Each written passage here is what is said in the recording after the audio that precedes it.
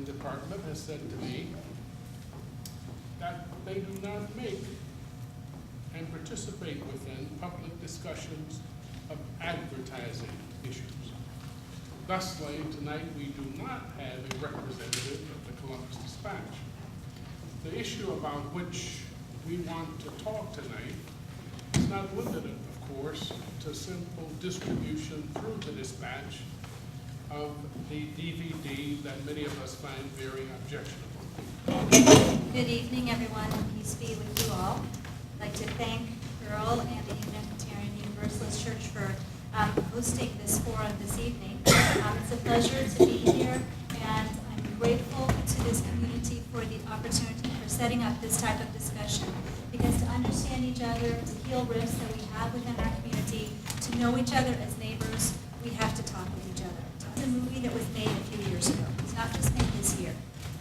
It puts bizarre, violent, isolated clips of horrific incidents that happened in the Muslim world, in different areas of the Muslim world, and strings them together, back to back to back to back, trying to make the case that all these diverse historical events that happened at different places, different times, people with different agendas, different ideologies, are actually part of the same radical global ideology, which is Islam, and that this ideology wants to destroy everything and take over civilization. Frequent references to Nazi Germany are made, allowing viewers to be able to connect some dots there. The images are graphic, and the images are horrifying. They're meant to play on fear, they're meant to play on ignorance, to create hysteria. It's a propaganda piece that seeks to blur the line between violent radicalism and mainstream Islam. This was my take on the movie. Things I did want to share with you is that the only Islamic studies professor who was interviewed for the movie, Dr. Khalil Muhammad, who was at San Diego State University, he was interviewed as an expert on jihad, and so he gave his interviews for the movie. But after the movie came, he said, sadly, it would seem that I have allowed myself to be used. He felt that the interviewers misled him, that they misdirected him as to what the movie was about, and so he explained the meaning of jihad. He said, I explained the meaning of jihad and its misuse by extremists. I understood that the film would be used objectively, focusing on fanatics who seek to spread violence. I'm aware that there's a disclaimer at the beginning of the film that says it's not about Islam in general, but only about extremist interpretations. But he goes on. But the material from some of the speakers gives the lie to the disclaimer.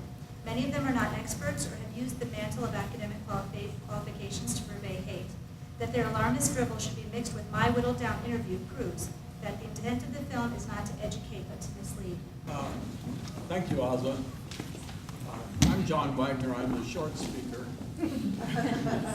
And I'm very glad to be here this evening. I come as an individual. I do not speak officially for the United Methodist Church, nor Faith Communities Uniting for Peace, of which I have been a part for a long time.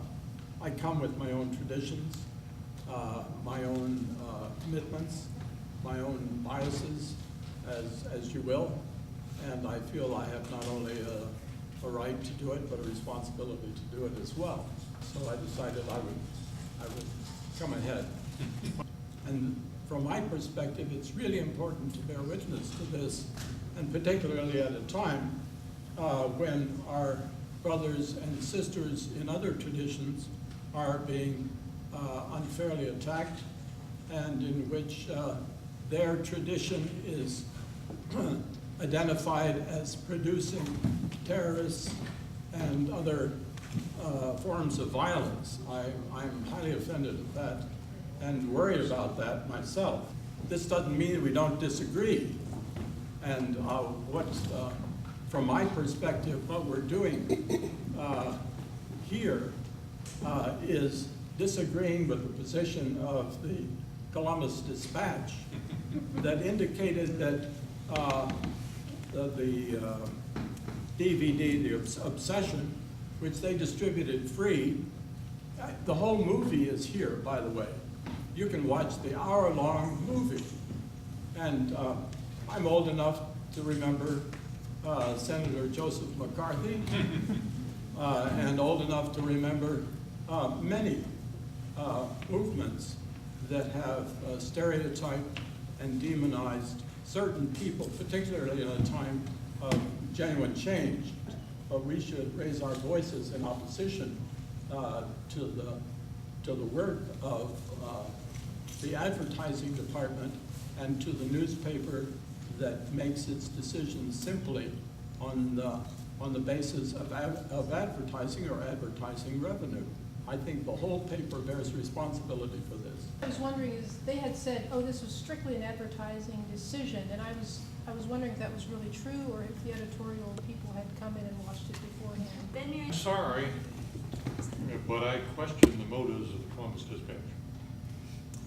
And one of the reasons I do is because of a cartoon.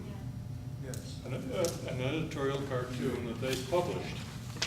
They wanted the money and they took it for that alone. And it's just it's disappointing because there are serious issues. I watched the DVD and I've written a column about it at Ohio State's paper. I mean, it's hate speech, without question. I don't think it's covered by the First Amendment, but that's a debate. To inform people who advertise in the Dispatch that they will boycott their businesses as long as they continue to advertise in the Dispatch. Mr. May. Sorry I came late. I left work early and I was hoping to be able to meet the dispatch representative because I have a few questions to ask them. It seems like the dispatch use free speech as a defense mechanism every time Muslim or Arabs under attack.